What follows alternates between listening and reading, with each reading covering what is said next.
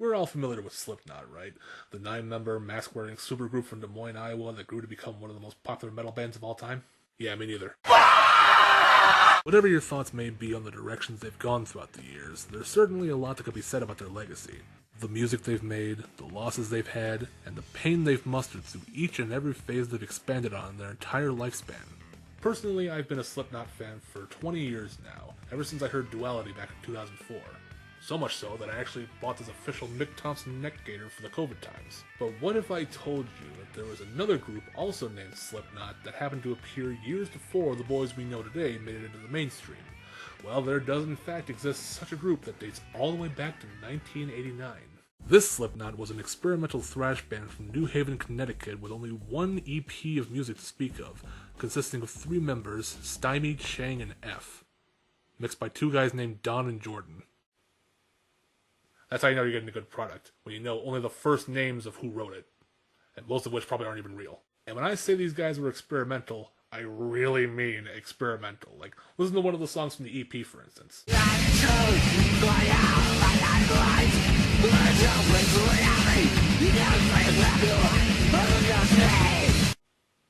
I have no idea what the fuck was said there, but I'm sure there's some kind of translation out in the great void we call life. Surprisingly short as well. I mean, the EP is only like 12 minutes long, meaning each song here lasts about 2 minutes each. Well, I guess if you got little ideas, you got little time to care for them. And for some odd reason, people have found it on Spotify as well. Probably looking for something else, I can't imagine what. It even attracted the attention of some members of the official Slipknot subreddit, and according to one redditor named Dino the Flintstone, they supposedly sold the name Slipknot to Sean Clown Kran years after the EP landed. But so far, no evidence has really come to light to confirm this statement. I mean, obviously Joey Jordison wasn't the first person to coin the name Slipknot for anything, but considering both these groups are from different sides of the country, one being from Iowa and the other one being from Fleming, Connecticut, it makes this claim just a tiny bit fallible. Aside from that, it's definitely energetic stuff they've put out, even for a one-and-done garage album.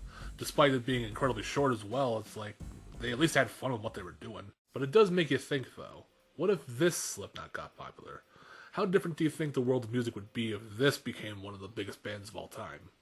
Well, as it stands, it didn't get enough public reception, and all of the members ended up doing different things in their lives, with Chang apparently setting fire to a part of Yale University, and Stymie, the frontman, actually had experience in another band called Fatal Vision, and went on to form another band with one of the members, F, called Malachi Crunch, but then eventually gave up music altogether to work in art and working as a chef. And the third member, F, is a bit of an enigma of where he went off to, but I'm sure he prefers it that way. And sometimes that's the best course of action, you know. If one project fails, another one makes its way towards you. I know from some experience about that, since I used to be part of a podcast called How the Heck Are You? And after we all collectively decided to end it, we all just went on and did our own things. I'm currently still working on this channel here, and I'd like to say I've done pretty well for myself in terms of growing and such.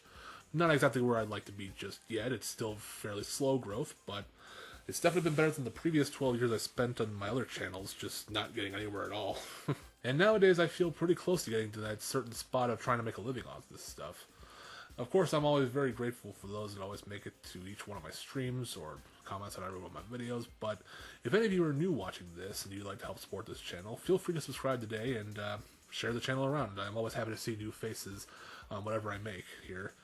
My end goal basically is just to make as many people happy as possible with what stuff I make. But that's pretty much all I've got time for today, so thank you all so much as always for tuning in. And remember, it's fine if it's a flop or a hit, because media is media, no matter how shit. See y'all next time.